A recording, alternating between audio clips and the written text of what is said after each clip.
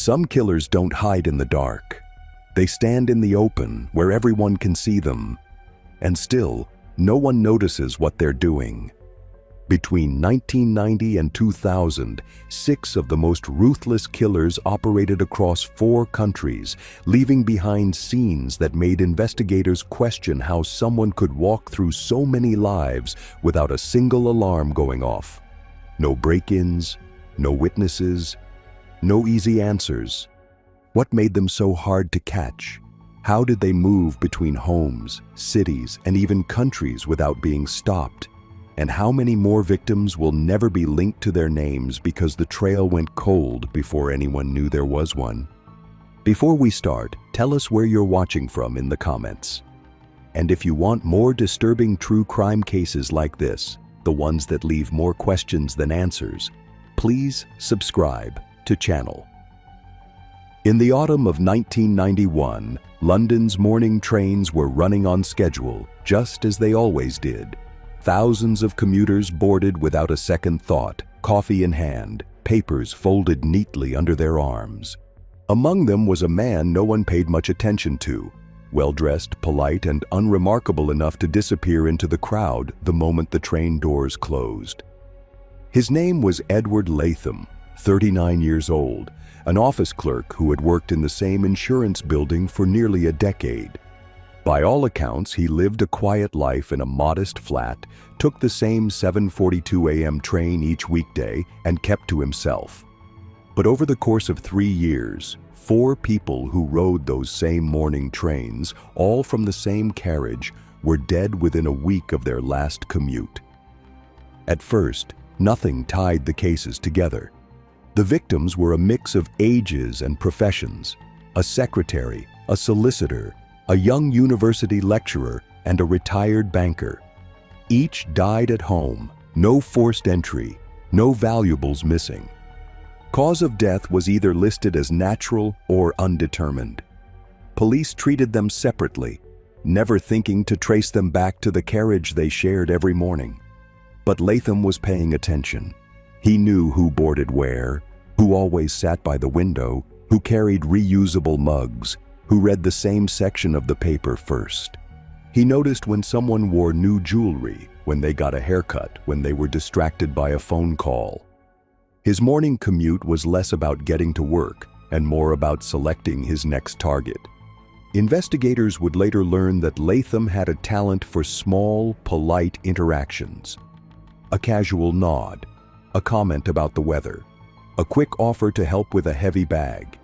These brief exchanges planted him in his victims' minds as a familiar, harmless presence. He learned their stops, their likely schedules, and crucially, their addresses when he bumped into them near their neighborhoods or shops. The method he used was so simple it was nearly invisible. He'd approach their homes posing as a delivery driver who'd found a misplaced parcel on the train. With his clean appearance and calm voice, they invited him in. From there, whatever happened took minutes. The first known victim, Claire Holloway, was found in her flat in Kensington in November 1991. No signs of a break-in. Her teacup was still on the counter, and her handbag sat neatly by the door. It was ruled a sudden cardiac arrest. 3 months later, David Chalmers, the solicitor, died in his Chelsea townhouse. Same circumstances, undisturbed scene, cause of death uncertain, case closed without investigation. By the time the 3rd and 4th victims were gone, Latham had refined his approach to the point that no one even remembered seeing him near their homes. The only link was the 7:42 train, and at that time no one was looking there. The case didn't gain traction until a detective in Lambeth, reviewing old files for training purposes, noticed a small but consistent detail in each victim's timeline. They had all been regular commuters on the same morning train. It was a coincidence too specific to ignore. Passenger records weren't kept for that route, but CCTV from stations, grainy, time-stamped, and archived longer than most realized, showed the same man appearing near each victim on the platform days before their deaths. Always in a dark overcoat, always carrying a slim leather briefcase, always stepping into the same carriage. Detectives began riding the 7:42 train themselves, blending in with the morning rush. They didn't announce the investigation. They didn't even share it widely within the department. For weeks, they watched the flow of people, noting who got on where, who spoke to whom, and who exited with whom. Latham stood out only because of how little he stood out. He didn't socialize beyond a brief nod or a polite morning. But when a young woman boarded alone, or when someone carried a heavy bag, he would be the first to offer help. A hand to steady, a quick smile, a word of reassurance. It was all so subtle that even when pointed out, most passengers couldn't remember much about him. The break came when a passenger reported an encounter at her home. She told police a man from her morning train had knocked on her door, saying he'd found a book she'd left behind. She thought it odd that he knew where she lived, but assumed he'd overheard her mention her address to another passenger. She invited him in, but something about his behavior, the way he looked past her into the flat, unsettled her. She cut the conversation short and closed the door. She didn't think it was worth reporting until she saw a police flyer asking for information about unusual contact from fellow commuters. That account, combined with the CCTV patterns, gave investigators enough to put Latham under surveillance. What they found confirmed their suspicions. Over 2 months, they watched him initiate casual contact with 3 different passengers. In each case, he later turned up near their homes, often on days when he wasn't scheduled to work. He never forced entry.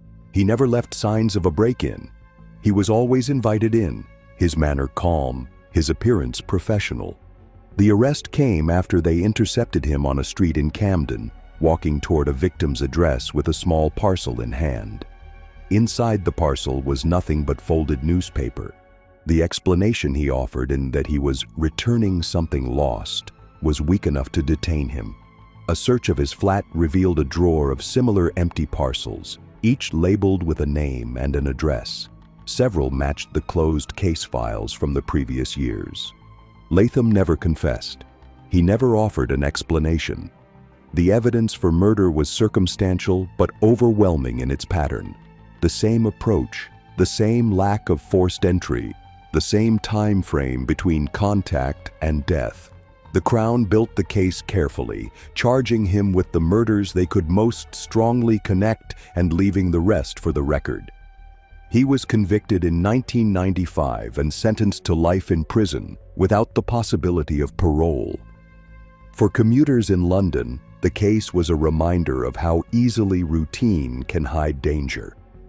The 7:42 train still runs, the platforms still fill each morning, but some of the regulars who rode alongside Latham say they no longer make small talk with strangers. Latham's conviction freed up resources for the task force, but the next file waiting on their desk wasn't from London at all. It came from across the Atlantic, in a Canadian city where the killer didn't ride a train. He drove a taxi. And instead of meeting his victims on the platform, he met them in the back seat. In the mid-1990s, Toronto's late-night streets were never truly empty. Cabs moved between bars, airports, and quiet residential neighborhoods, their headlights gliding through the dark like moving beacons.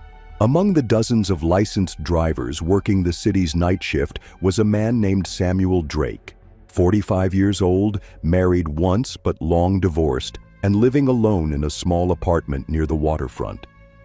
He was known to other drivers as a steady worker, someone who preferred the quiet hours between midnight and dawn. But over a span of 4 years, at least 6 passengers who stepped into Drake's taxi never made it home. The disappearances didn't raise immediate alarms. Some of the passengers were intoxicated when last seen. Others were leaving parties or nightclubs, and in a city the size of Toronto, missing persons cases didn't always get urgent attention. A few were found dead days later, in alleys along the Don River or in industrial areas east of downtown. Official causes varied: exposure, undetermined trauma, possible overdose. None were linked to each other in the beginning, and certainly not to the same taxi. Drake's advantage was his anonymity. A taxi was expected to pick up strangers, to take them anywhere they asked without question. The records kept by dispatch were minimal: time, pickup location, and sometimes a destination. But if a passenger changed their mind mid-ride or asked to be dropped somewhere unplanned, the paperwork rarely reflected it.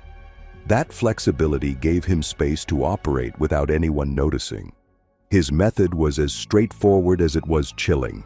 He'd take late fares from bars or clubs, often targeting passengers who were alone and clearly impaired. Once they were in the cab, the ride would begin normally. But somewhere along the route, he'd deviate. A wrong turn explained away as avoiding traffic, a detour blamed on construction. By the time the passenger realized the change, they were in an isolated area. What happened next left no witnesses. The first case that would later be linked to Drake was in February 1994. A 27-year-old woman named Kelly Rowan left a downtown pub just after 1 a.m. A doorman saw her get into a dark-colored taxi. She was found 2 days later near a loading dock in an industrial district, her cause of death listed as hypothermia. Police suspected she had wandered off after being dropped somewhere nearby, but no one thought to check which cab had picked her up. 2 more cases followed in 1995, both young men leaving clubs in the entertainment district. Each was last seen entering a cab alone. Each was later found in a different part of the city, dead from exposure or listed as cause undetermined. Still, without physical evidence tying them together, they were filed as separate tragedies. By 1996, Drake was careful enough to spread his work across multiple dispatch companies. He'd rent his own cab license when needed, using different numbers and even altering his appearance slightly. A cap pulled low, glasses he didn't need, a jacket swapped out at the end of a shift. This made it harder for witnesses to connect him to any one company or vehicle. It wasn't until 1998, when a young man vanished after calling his roommate from the back of a taxi to say he was almost home, that the pattern began to take shape. The call was traced to a cell tower far from the route he should have been on, and security footage from a gas station showed a cab matching Drake's pulling in minutes later. The passenger was never found. The investigation into Samuel Drake began quietly. Detectives from the Missing Persons Unit and Homicide formed a joint task force, combing through years of dispatch logs from every taxi company he'd ever worked for. The data was incomplete, riddled with gaps, but a pattern began to emerge. Drake's name, or one of his registered cab IDs, appeared in the vicinity of at least 9 disappearances between 1994 and 1998. In most cases, the pickups happened in the early hours of the morning, often outside bars or nightclubs, with the passenger traveling alone. Witness statements helped narrow the focus. A doorman remembered Drake's face from the night Kelly Rowan vanished, not because he stood out, but because the cab lingered longer than usual after she got in. Another witness, a gas station attendant, recalled a driver fitting Drake's description stopping for fuel with a silent passenger slumped in the back seat. That passenger was never seen again. The challenge was proving intent. A cab driver could plausibly end up near multiple missing persons cases over years of night shifts. Dispatch routes could change without warning. Passengers could alter their destinations mid-ride. Drake himself was careful to stick to explanations that couldn't be disproven. Mechanical trouble, road closures, following passenger requests. But the task force believed the gaps in his logs, the unscheduled detours and off-the-books pickups, were where the truth lay. They decided to set a trap. Working with an undercover officer posing as a lone, intoxicated passenger, they staged a pickup outside a busy downtown bar. Drake took the bait, accepting the fare and heading in the direction of the officer's home address. Just as in the suspected cases, he deviated after a few minutes, taking an exit that led toward the industrial district. When asked about the change, he gave the same answer he'd used before: construction ahead. But as he slowed near a deserted warehouse, a second unmarked car moved in, cutting him off. Inside his cab, police found a length of nylon cord, a roll of duct tape, and a small plastic bag containing pills later identified as a sedative. In his apartment, they uncovered a box filled with personal items belonging to at least 3 victims: a scarf, a wallet, a watch. The DNA evidence on those items linked them to the deceased, sealing the case. At trial, prosecutors focused on the clearest connections: 3 murders they could prove beyond a reasonable doubt, supported by physical evidence and witness testimony. The other cases, while presented to establish pattern, were left uncharged. Drake was convicted in 1999 and sentenced to life in prison without parole. He never admitted to the killings. For Toronto, the case left an uneasy legacy. The sight of a taxi pulling to the curb at 2 a.m. had once been a symbol of safety, a way to get home without risk. After Drake, it was a reminder that danger could arrive with the turn of a key and the click of a meter. The task force barely had time to close Drake's file before a new report crossed their desks. This one from Sydney, Australia. The circumstances were different, but the feeling was the same: a string of deaths that didn't look connected until someone laid the timelines side by side. And in this case, the killer didn't wait for his victims to come to him. He went to their doors. In the winter of 1993, Sydney's inner suburbs were dealing with a rise in door-to-door scams: fake charity collectors, phony meter readers, and bogus repairmen making the rounds. Most of these were petty thefts, overcharging residents for services that didn't exist. But in a cluster of neighborhoods south of the CBD, something far darker was happening. Residents were dying in their homes. No forced entry, no signs of a struggle, and nothing obviously stolen. The only common detail found buried in the police notes was that each victim had recently been visited by a man claiming to be from the local council. His name was Anthony Ward, a 41-year-old with no criminal record, a clean driving license, and a background in general maintenance. To neighbors, he seemed like the sort of person you might call for help with a stuck door or a leaking tap. But Ward's visits weren't about repairs. They were reconnaissance. He targeted older residents living alone, choosing times when they were most likely to be home: mid-morning or early afternoon. His pretext was simple: routine safety checks for gas leaks, water meters, or smoke alarms. The victims let him in willingly, often offering tea while he completed the inspection. The first case now attributed to Ward was 78-year-old Margaret Lowe. She was found in her lounge chair by a visiting relative in July 1993. The kettle was still warm, a half-empty cup beside her. The coroner listed the cause of death as natural. 3 months later, 82-year-old Albert Renshaw died in his kitchen, the back door locked from the inside. Again, the cause of death was listed as natural. No one saw a pattern because the deaths were spaced out, and the man who'd visited them didn't appear in any official capacity. Ward was never on a roster, never on a council payroll. Ward's method was careful. He carried a clipboard with generic council forms, a small toolkit, and a high-visibility vest he'd bought from a hardware store. He was polite, professional, and unhurried, taking just enough time to be memorable without drawing suspicion. While inside, he'd position himself close to the kitchen or the main living area. At some point during the visit, he would prepare a cup of tea or offer to top up the one already poured, using a small vial he kept in his vest pocket. The substance, later identified as a fast-acting sedative combined with a respiratory depressant, worked quietly and left little trace after a few days. From 1993 to 1996, at least 7 deaths in the same 3 postcodes followed this exact pattern. The victims ranged in age from 69 to 88, all living alone, all in good enough health that their sudden deaths came as a shock to friends and family.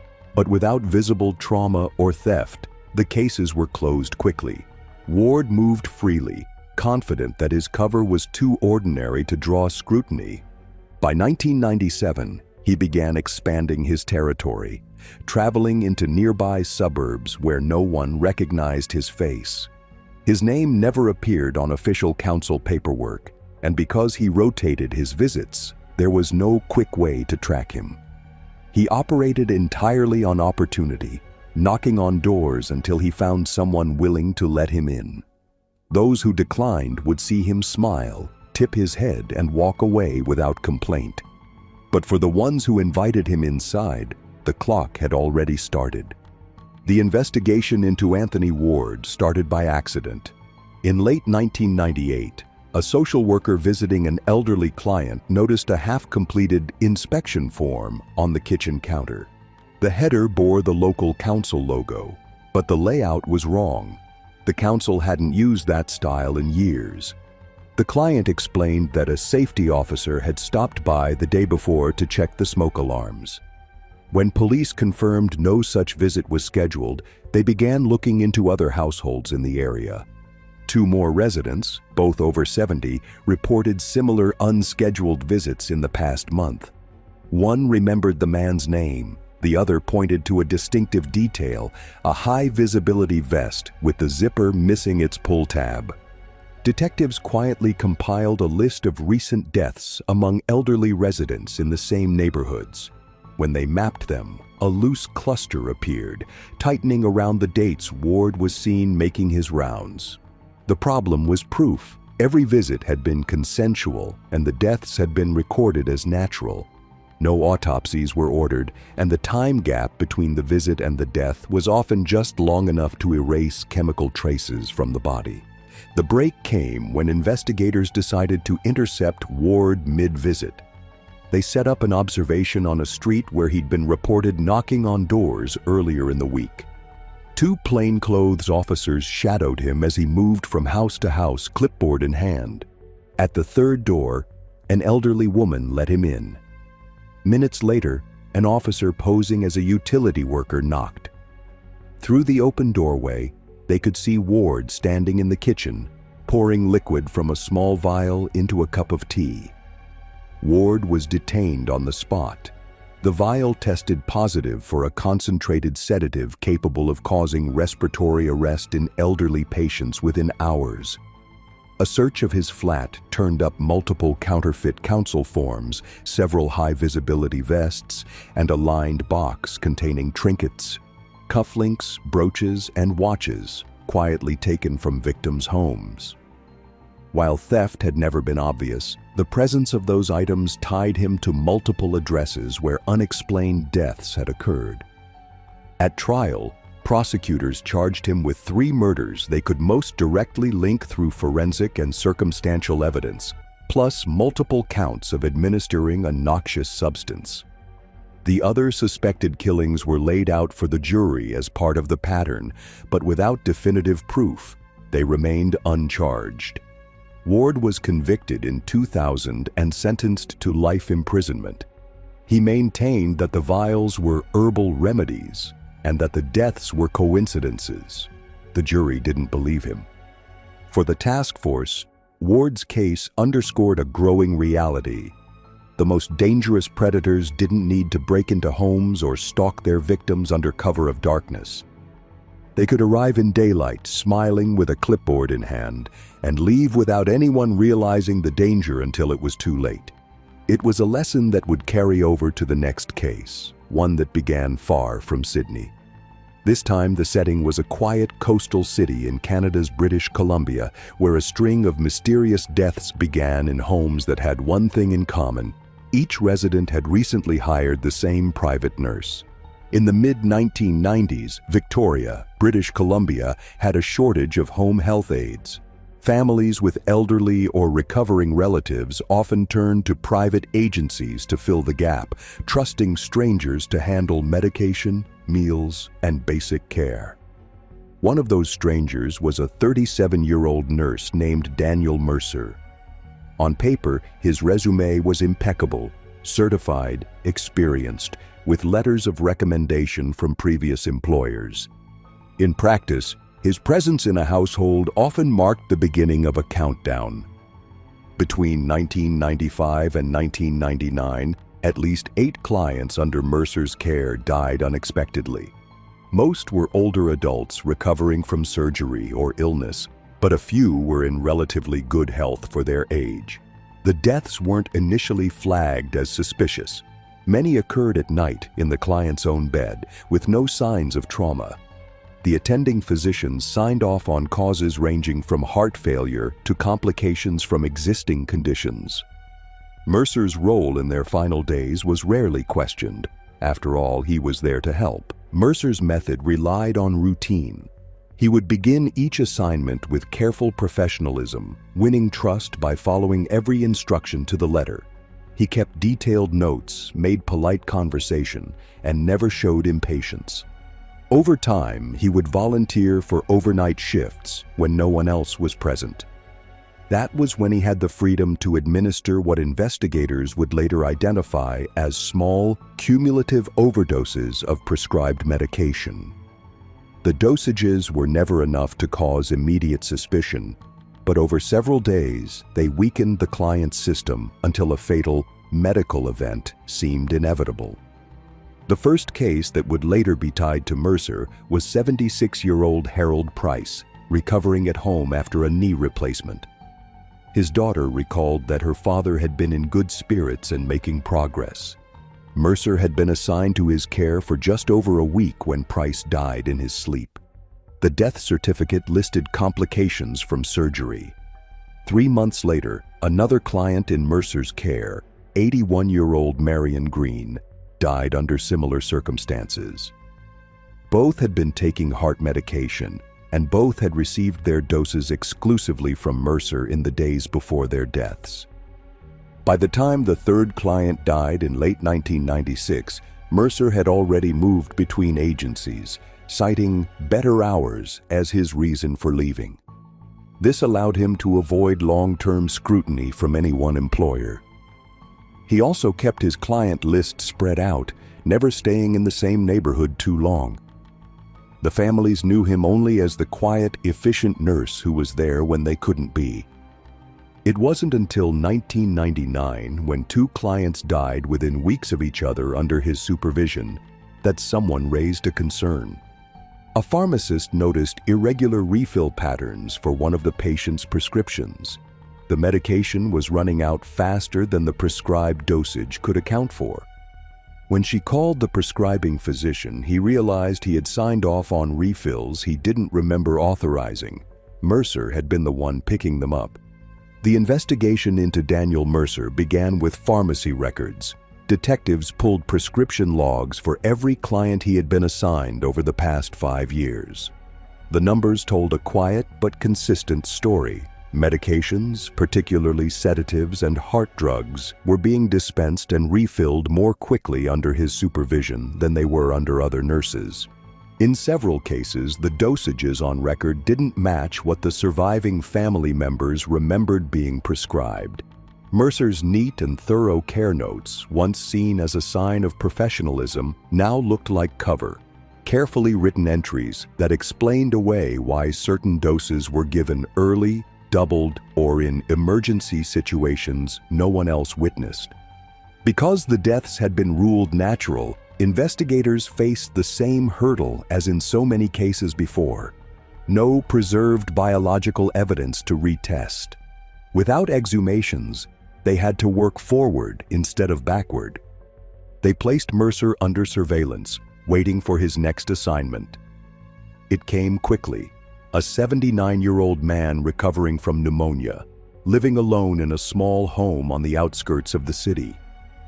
Mercer began his shifts as he always did, polite and by the book. But on the third night, officers watching from outside saw him leave the house at 2 a.m. to make a brief trip to his car before returning inside. 2 days later, the patient was dead. The physician listed respiratory failure as the cause. Detectives moved in immediately, collecting every medication bottle in the house. Lab tests revealed concentrations of sedatives more than double the prescribed levels. When confronted, Mercer claimed the patient had been in distress, and he'd administered extra doses as a comfort measure. But the records didn't match his story. The excess dosing had begun days earlier, not in a single emergency. A search of Mercer's apartment uncovered a locked cabinet containing patient files, spare keys to multiple homes, and prescription pads stolen from various clinics. The files included notes on clients he had never been officially assigned to, suggesting he kept track of potential future victims through information picked up in conversations with other caregivers. At trial, prosecutors focused on the two most recent deaths, where the medication evidence was strongest. The earlier cases were presented as a pattern, painting a picture of a man who used his access to vulnerable people as an opportunity to kill without drawing suspicion. The jury convicted him on 2 counts of second-degree murder and multiple charges of fraud and theft. He was sentenced to life in prison with no chance of parole for 25 years. For the families, the verdict brought closure, but not the comfort of full answers. Mercer never admitted to the other deaths, and without exhumations, those cases will likely remain officially unsolved. For the task force, the lesson was clear. Credentials and professionalism could be just as dangerous a disguise as a uniform or a clipboard. That awareness would prove critical in the next case, one that began in the suburbs of Chicago in 1992, where a series of deaths and disappearances were all tied to a man who seemed to know every backstreet and shortcut in the city. He wasn't a nurse, a council inspector, or a taxi driver. He was a delivery man, and his packages weren't always what they seemed. In the early 1990s, Chicago's suburbs were the kind of place where people still opened the door for a knock in the middle of the day.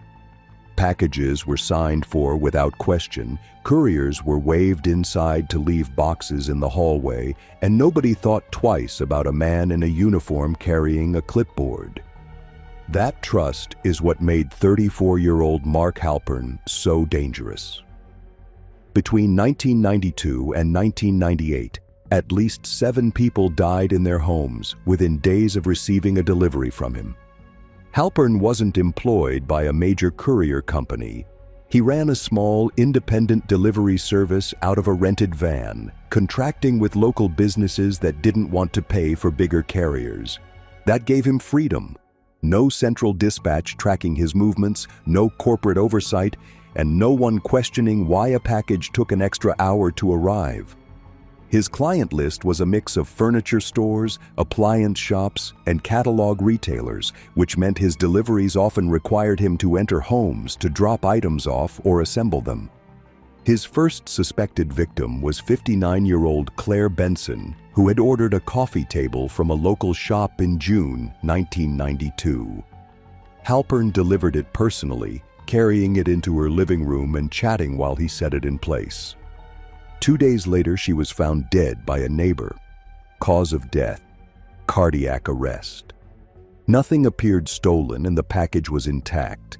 No one connected her death to the man who delivered her furniture. Halpern's method was simple.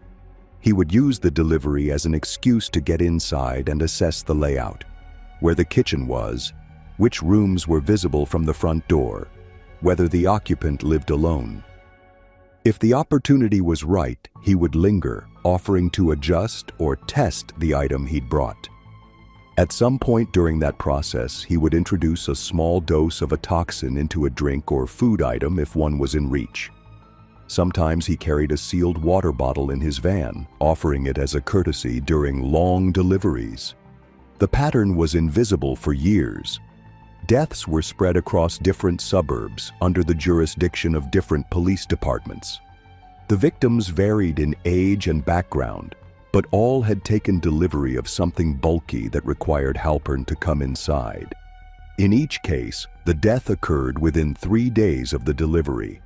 Because nothing was stolen and there was no sign of forced entry, the deaths were chalked up to natural causes or undetermined medical issues. By 1996, Halpern had expanded his business to include express courier services for smaller packages. This allowed him to approach homes more frequently without raising suspicion. He could claim to be delivering paperwork, spare parts, or samples, anything that required a signature and a face-to-face handoff. The first hint of a link came in late 1997, when 2 separate families mentioned to investigators that their deceased relatives had recently received deliveries from a friendly man in a white van. The descriptions matched, and when a detective from one suburb reached out to another, they realized they were talking about the same person. But proving he was responsible would take more than a shared name. The investigation into Mark Halpern relied on building a timeline precise enough to cut through years of scattered incidents. Detectives from 5 different suburban departments pooled their files, charting every suspicious death alongside known deliveries from Halpern's business. It wasn't easy. He kept no digital records, and many of his jobs were paid in cash. Investigators had to rely on old store invoices, handwritten delivery slips, and witness recollections to piece together his movements. When the map was complete, the pattern was clear. Every confirmed victim had received a delivery from Halpern within 72 hours of their death. In most cases, the delivery involved him entering the home. In a few, it was simply a handoff at the door. But those deaths tended to occur more quickly, as if the window for the toxins effect had been shortened. Still, without physical evidence from the bodies, it remained a circumstantial web. The turning point came when police learned of a pending delivery to an elderly widow in Oak Park.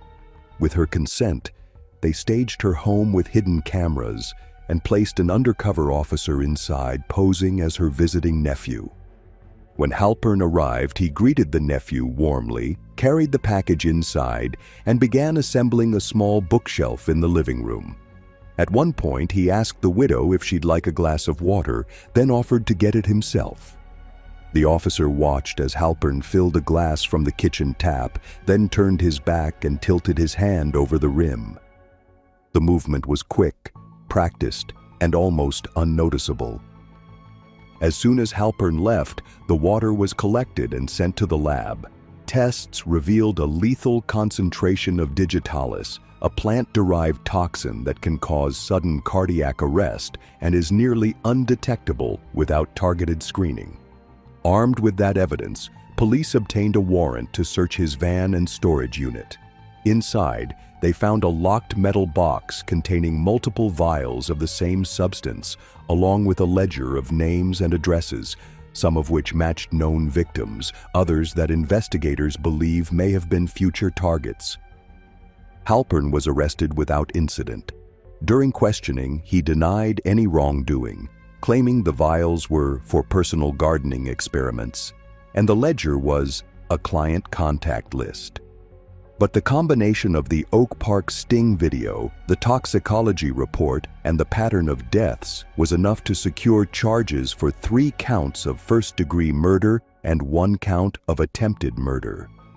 At trial, prosecutors leaned heavily on the sting operation, playing the footage frame by frame to show the moment the substance entered the water. The jury deliberated for less than 2 days before finding him guilty on all charges. He was sentenced to life without parole in 1999. For investigators, the Halpern case reinforced a lesson they had already learned from the others. When someone has a legitimate reason to be in your home, you rarely think of them as a threat until it's too late. That reality would frame the final case in the task force's 1990 to 2000 review, one that came not from the suburbs, but from the heart of Melbourne, Australia. There, in the mid-90s, a man operated under the guise of a tradesman. moving between high-rise apartment buildings and leaving behind a trail of unexplained deaths in units he had been called to repair. In the mid-1990s, Melbourne's skyline was filling with new apartment towers, modern, secure, and marketed as safe havens in the heart of the city. Security cameras monitored the lobbies, key fobs restricted access to residents and approved visitors, and the buildings maintained a short list of trusted contractors for maintenance calls. Among those names was Robert Vance, a 43-year-old electrician whose face became familiar to doormen and building managers across the central business district. He was efficient, polite, and never without his worn leather tool belt.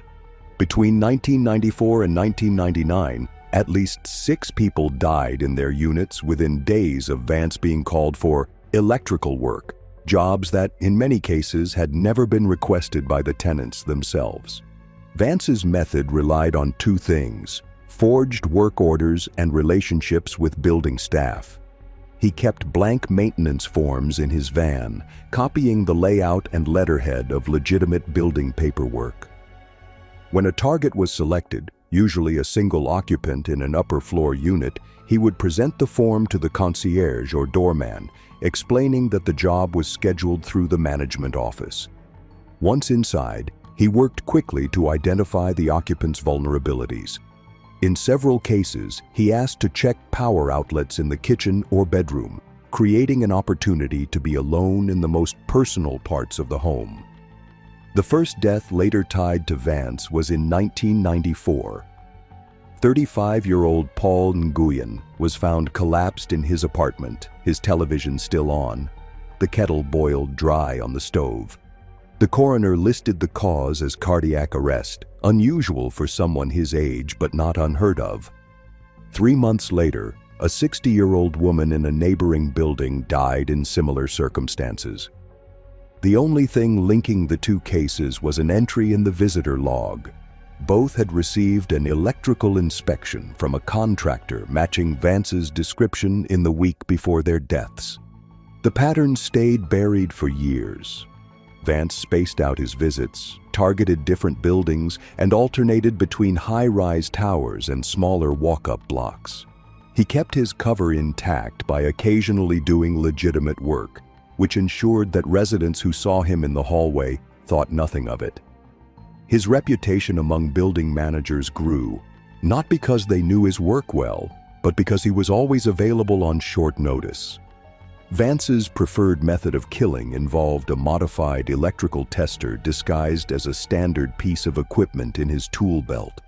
Investigators would later determine that it delivered a small, localized shock strong enough to disrupt heart rhythms in someone with certain pre-existing conditions, but subtle enough to leave no clear trace during a standard autopsy. It was quick, silent, and could be passed off as an accident or natural event. By 1998, the number of deaths in his wake had grown, but they remained scattered across the city, under the jurisdiction of different coroners. Each file sat in isolation, waiting for a connection no one had yet drawn. That connection would come from a tenant who, unlike the others, survived her encounter with Vance and remembered enough to describe exactly what he had done in her apartment. The tenant who lived changed everything. She was 42, a graphic designer who worked odd hours, which meant the usual rhythms of the building didn't apply to her. Vance arrived with a work order she hadn't requested, said management wanted outlets checked after a surge on the line. She let him in because the concierge had already buzzed him up and because the paperwork looked official enough to pass a glance. He moved room to room in a practiced sequence, kitchen first, then hallway, then bedroom, narrating just enough to sound legitimate. When he asked her to hold a lamp cord steady while he tested the socket, she felt a sharp, stuttering bite jump up her hand and into her chest. It lasted less than a second, stopped as quickly as it began, and left her shaky enough to sit down. Vance apologized, called it static, and suggested she drink some water. When he left, she did what no one else had done. She wrote down the time, his name, and the exact words on his clipboard. The next morning, a neighbor mentioned an inspection the week prior before his father's sudden collapse. The survivor called building management. Management called the police. The task force didn't start with accusations. They started with logs, the paper trail high-rises keep as a matter of policy. Visitor books from 5 buildings showed R. Vance, electrical safety check, written in similar unquestioned cursive. Some entries matched units where sudden deaths had occurred within days. Building managers confirmed he was on their trusted trades list, but none could produce a standing contract. The forms Vance had shown at the desk were photocopies with letterheads anyone could replicate if they'd seen one legitimate sheet. When detectives compared the fonts, spacing, and line breaks on 3 different work orders, they found the kind of tiny inconsistencies that don't happen when documents come from the same source. What they still didn't have was the moment, the observable action that turned routine into murder. They planned the intercept the way Vance planned his calls, with quiet details. Working with a cooperating building manager, they scheduled an emergency inspection in a vacant unit directly above a real tenant's apartment. The unit was wired with cameras angled on the entry, the kitchen outlet by the sink, the bedroom socket near the nightstand, the places Vance always needed to test. Tools were staged where a resident might leave them, a lamp cord draped across a quilt, a phone charger plugged loosely in a strip, a hairdryer in a drawer. On the clipboard at the front desk, the manager logged the request exactly as Vance would expect to see it when he arrived. Unit number, initials, a 3-word problem description. Then they waited for the concierge to call. Vance came right on time, tool belt low on the hip, leather pouch creasing at the corners where it had softened into his habits. He smiled at the camera in the lobby without appearing to look into it, signed the book, and took the lift up alone. In the unit, he did what he always did, started a little small talk to set the cadence of the visit, opened his kit, and took out the tester that, to an untrained eye, looked like any other multimeter wand. On the footage, you can see the way he tilts it in his palm to shield the modified tip from a direct angle. He touched the kitchen outlet first, then the bedroom socket, then circled back and picked up the lamp cord by the bare metal prongs as if to steady it for a reading. That's when the undercover officer stepped out from the bathroom, said his name, and asked him to set the wand down. Vance didn't run. He let the tool hang in the air for a beat, then put it on the bedspread and raised his hands. The search that followed took them to his van, where a duplicate tester sat in a side compartment. Its internals altered the same way a concealed capacitor array wired to deliver a triggered discharge through an innocuous tip. A toggle buried under a strip of gaffer tape so pressure from a thumb would close the circuit for just long enough. In a folder under the driver's seat, detectives found blank electrical safety confirmation forms printed on generic stock. The letterhead was a high-resolution scan, the building names swapped line by line to match whatever desk he faced that morning. There was also a notebook, not a ledger of targets, but something more subtle. Dates, unit numbers, brief phrases like tall lamp, bedroom, kettle habit, night shift sleeps afternoons. Each line looked like a reminder written for a future self who intended to come back with a reason to knock. The forensic work mattered because juries need more than a hunch. Engineers disassembled the tester, traced the path of the current, and simulated the discharge on gel models that could show cardiac rhythm disturbances at precisely the strength and duration the device produced. Medical experts testified that in someone with a predisposition, electrolyte imbalance, undiagnosed cardiomyopathy, that kind of localized shock could disrupt conduction without leaving burns, marks, or obvious electrical signatures during a standard postmortem. It wouldn't kill everyone, it would kill enough. And in a field where timing and plausibility are everything, enough becomes invisible when a death certificate has a tidy medical line to fill. Vance's defense tried to fracture the case into harmless pieces. The forms were templates he'd been given years ago. The tester was a custom job for stubborn outlets. The survivor's shock was static. The visitor logs proved only that he'd done honest work in buildings where people, like people everywhere, sometimes died. The prosecution didn't rebut with theatrics. They rebutted with sequence. They put the logs, the survivor's account, the video stills, and the expert diagrams in order until a straight line ran through them. Then they asked the jurors to look at the deaths not as a pile, but as a calendar that always circled the same kind of day. The day before the body was found. The day a check was recorded. The day a man with a leather tool belt stood in a room and asked someone to hand him a cord. The verdict came on a Friday afternoon. Guilty on attempted murder for the surviving tenant. Guilty on 2 counts of murder where the combination of logs, electronics, and medical testimony reached the threshold the law demands. The other deaths, the ones everyone in the courtroom knew hung in the air behind the charged ones, became part of the record, if not the counts. Vance stood as the sentence was read, neither arguing nor admitting, and left the dock the way he'd walked into so many lobbies, steady, contained, already putting distance between himself and the room behind him. For the task force, closing Vance's file didn't feel like a victory parade. It felt like a ledger balanced against a clock. From London's platforms to Toronto's curb lanes, from Sydney's verandas to Chicago's foyers and Melbourne's lifts, the same lesson had been written in different handwriting. When access wears a uniform, a badge, or a clipboard, it doesn't knock loud. It is waved in. 6 men, 6 jobs that made them invisible. Commuter in a dark coat, night driver behind a meter, a knock with a clipboard, a nurse with a chart, a courier with a box, a tradesman with a tool belt.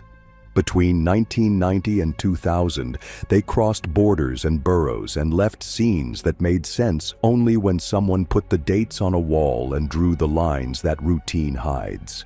No smashed doors, no alarms, no midnight chases.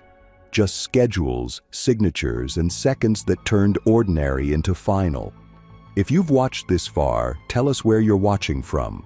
And if you want more cases told the way they happened, quietly, step by step, until the pattern is all you can see, subscribe.